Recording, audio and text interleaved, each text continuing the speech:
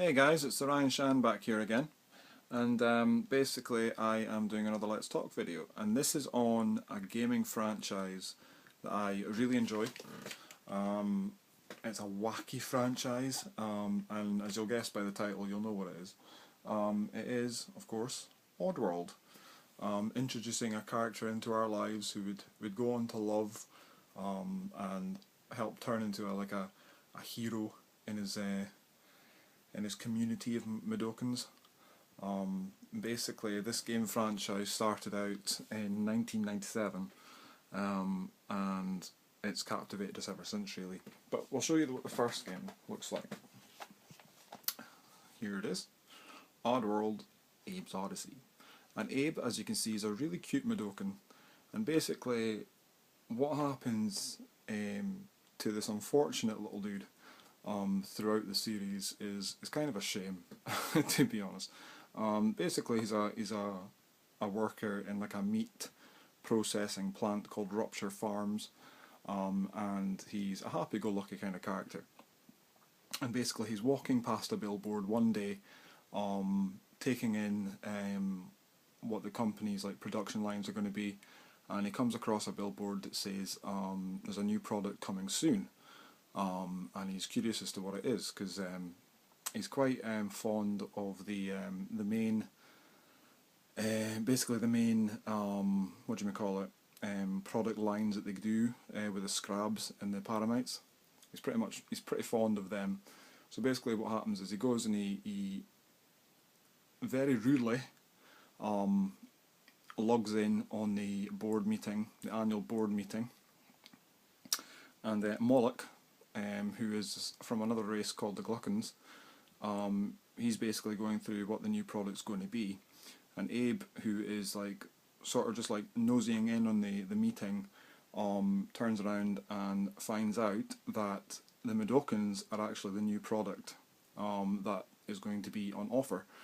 So basically this sets him off into a bit of a panic, and he goes racing through the factory to save his Mudokon friends from being the next, big thing from Rupture Farms, and that's basically what this game is all about. And that in itself sounds a really interesting storyline, but I mean, the visuals for the game when you're playing it and the controls and everything is really good, and it gets you into the game. It gets you on the side of Abe, trying to save this little dude, who's really cute, by the way. He's such a really cool guy, and it's a really, really good game to play. And I can remember playing this round about the time it came out, actually. I picked it up. I picked up the platinum version. I picked it up quite a while ago. So it was one of the games that I got into roughly about in '98. I mean, the game came out in '97, and it was '98 that I got into the game. And basically, it was more struggling with the controls. Trying to play this game and not get too frustrated with the controls and all that, and trying to utilise the game speak options which you need in this game. Basically, if you press buttons, I think you hold L1, and you press buttons, you can say hello to Mudokons, ask them to follow him, or stay where they are, or basically swear at them just by making noises, and that made it really funny, and it was a really good storyline. Of course, as well, it's really, really hard because we're being chased by these robot dudes, and I've actually forgotten what their name for them is, so I do apologise, but if you've played the games, you know what I'm on about. And he's basically being followed through the game by these fucking horrible creatures who are trying to kill him, and he's trying to avoid them. He's trying to avoid scrabs and paramites, which are the other animals in the game, and they're very dangerous. And basically what he's trying to do is try to get through the game. He's trying to save all the Mudokons. And yeah, so basically the game starts off in the factory, Rupture Farms.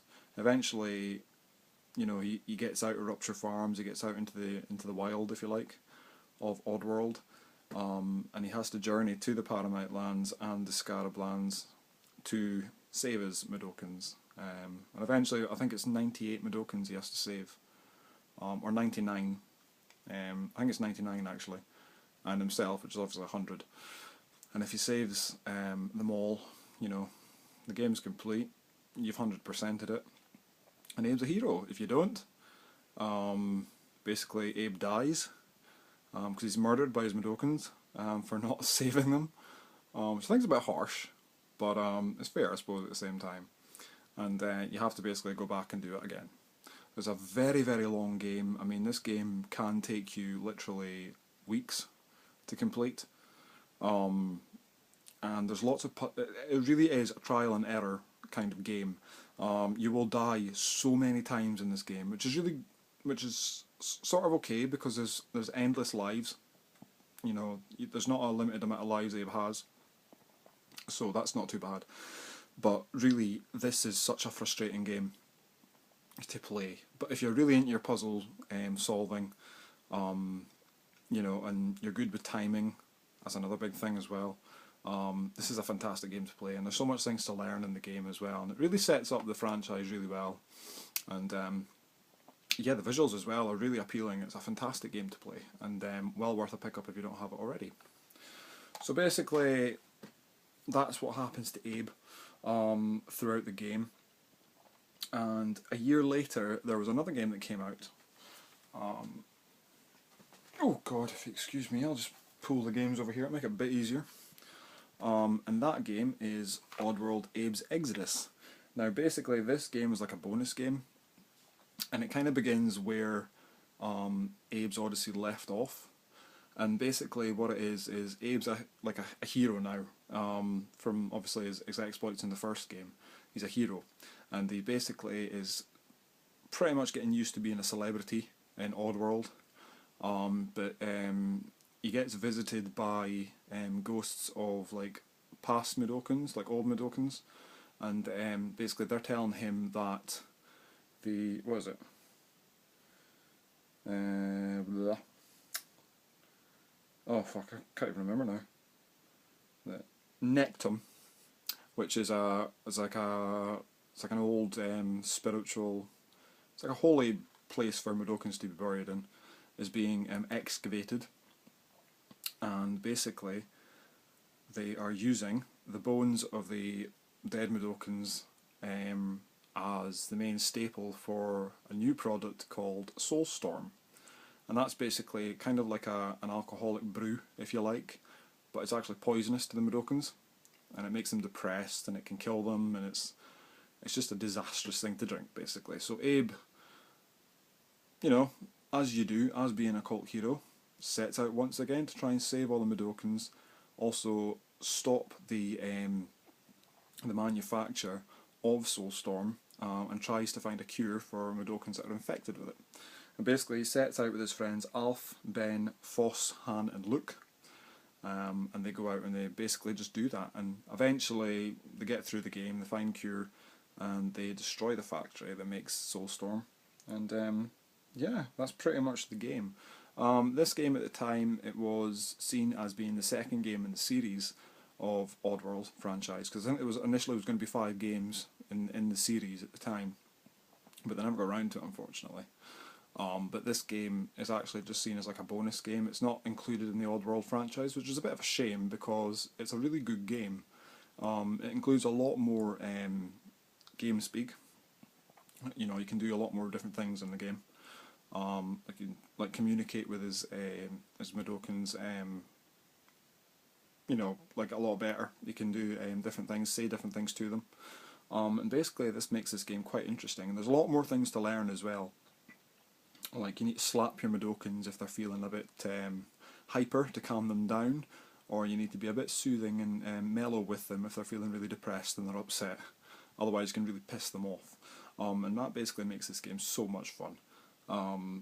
It's a really hard game, yet again it's a really long game, but it's fun to get into, and if you're a big fan of Abe's Odyssey, this is well worth a pick-up. I highly recommend it. It's one of the hardest games to find, boxed and complete, and especially in as nice condition as this, but it's well worth a pick-up if you can find it. And that basically ended the franchise, really, in terms of the PS1. Basically it was quite a few years after that before we've seen Abe again, and that was on the Xbox. Now, I wasn't a massive fan of the Xbox, and I'm still not a huge fan of it.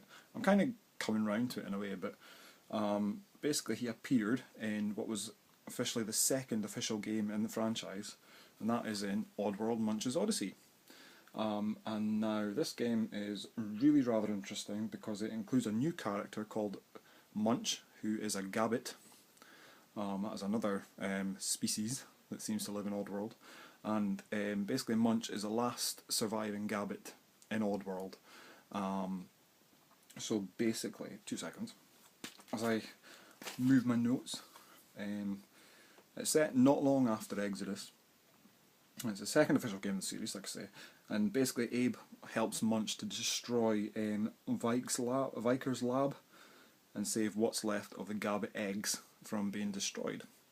That's pretty much the premise of the game, and Abe eventually succeeds, basically elevates him even more as being a hero in Oddworld, and pisses off the Gluckin Queen, Lady Margaret, who is pretty much like the ruler of the Gluckins, and the Gluckins are trying to destroy pretty much every race on Oddworld, to be honest, for whatever reason. They're bastards, basically.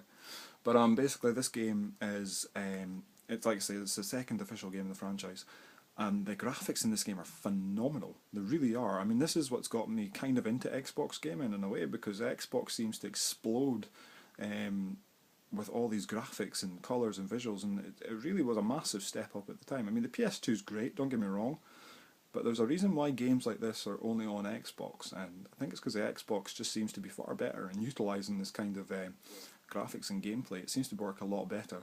And the controls as well, although the Xbox controller looks very complicated, it's not at all. Once you get used to it, it's really, really good. And also, another thing I really like about this game was, because Oddworld, Abes Odyssey and Abes Exoddus was a 2D platformer, side-scrolling platformer, this game's more 3D, and it's like an open world kind of platform, so you can explore Oddworld a little bit. Obviously you're confined to the stages that you're in, but you can explore them a lot better than you would be able to if it was a 2D platformer. And this makes this a heck of a lot more interesting. So you get to see a lot more of the visuals of Oddworld. You get to see Abe doing his thing, and you get to even take charge of Munch, who's a really... he looks kind of creepy. I don't know if you can really see that. He looks kind of creepy, but he's cute as hell. And yeah, you just really feel for the guy, to be honest. So this game is really, really fun. It's not hard to come across. It's really easy to pick up. But if you don't have an Xbox, I would actually consider getting an Xbox just to play this game, which is pretty much what I did. And I haven't regretted it at all. This is a really, really fun game. Came out in 2001. You can now get it on the PS3. Xbox 360, I think you can download it off that as well. You probably can. And it's also on the Game Boy Advance. That came out in 2003. So, haven't played the Game Boy Advance port, but can't imagine it would be terrible, to be honest. But this is a really fun game.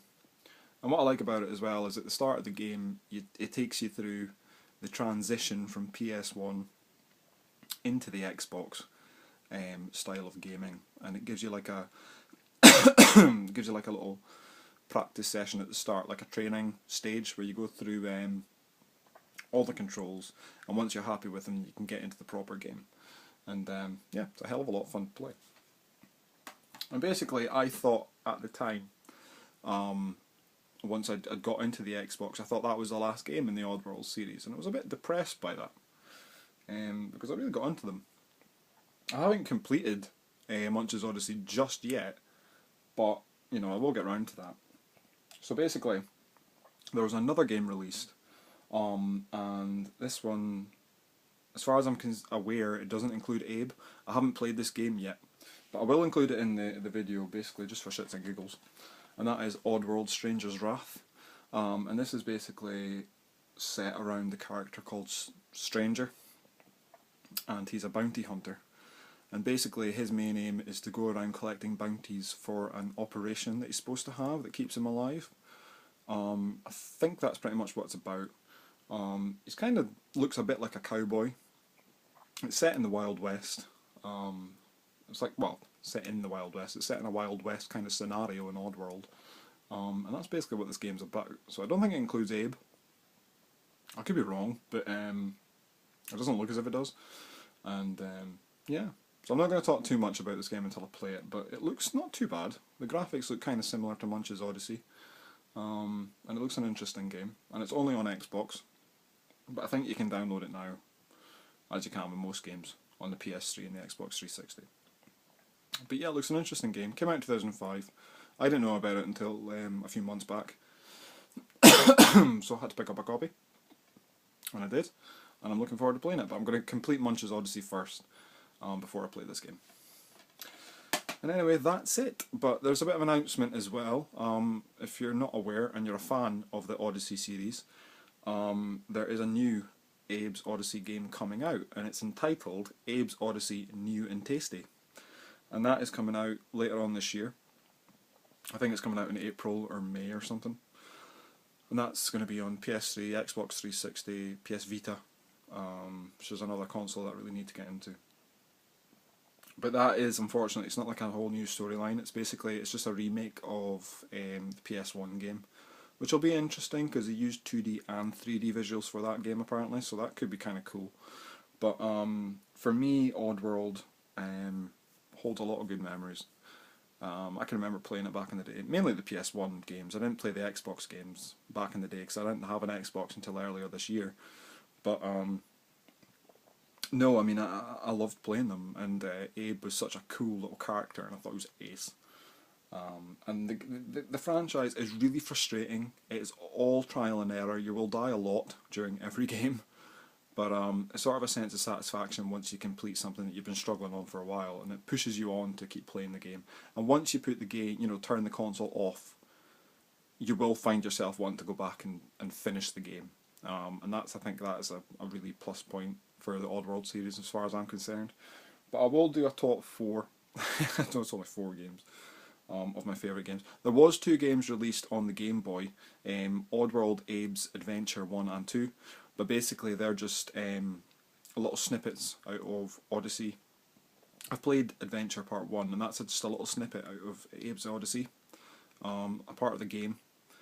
Basically after he meets, I think it's Big Face or something, and the game sort of goes on from there, and that's basically what the game's about. Adventure 2, I'm not too sure, but I think it's a little snippet out of